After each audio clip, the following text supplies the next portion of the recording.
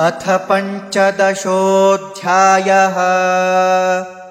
श्रीभगवानुवाच ऊर्ध्वमूलमधः शाखम् अश्वत्थं प्राहुरव्ययम् छन्दांसि यस्य पर्णानि यस्तं वेद स वेदवित्।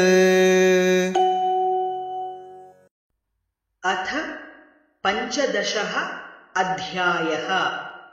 पुरुषोत्तम योगः।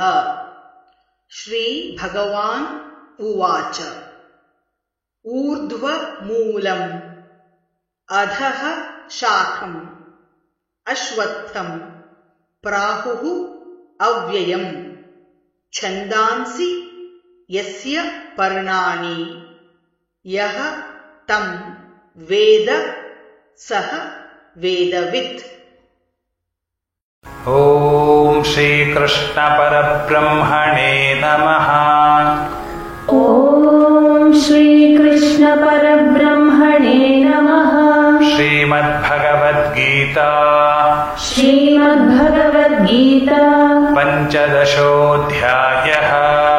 पञ्चदशोऽध्यायः। पुरुषोत्तमयोगः।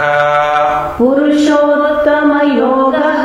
श्रीभगवानुवाच श्रीभगवानुवाच ऊर्ध्वमूलमधः शाखम् ऊर्ध्वमूलमधः शाखम् अश्वत्थं प्राहुरव्ययम् अश्वत्थं प्राहुरव्ययम् छन्दांसि यस्य पर्णानि छन्दांसि यस्य पर्णानि यस्तं वेद स वेदवित्। यस्तं वेद स वेदवित्।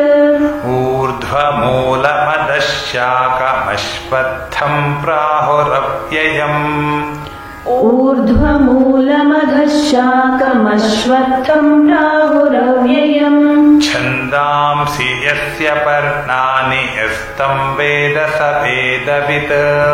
छन्दांसि यस्य पर्णानि यस्तं वेद स वेदवित्। ऊर्ध्वमूलमधः शाखमश्वत्थं प्राहुरव्ययम् छन्दांसि यस्य पर्णानि यस्तं वेद स वेदवित्।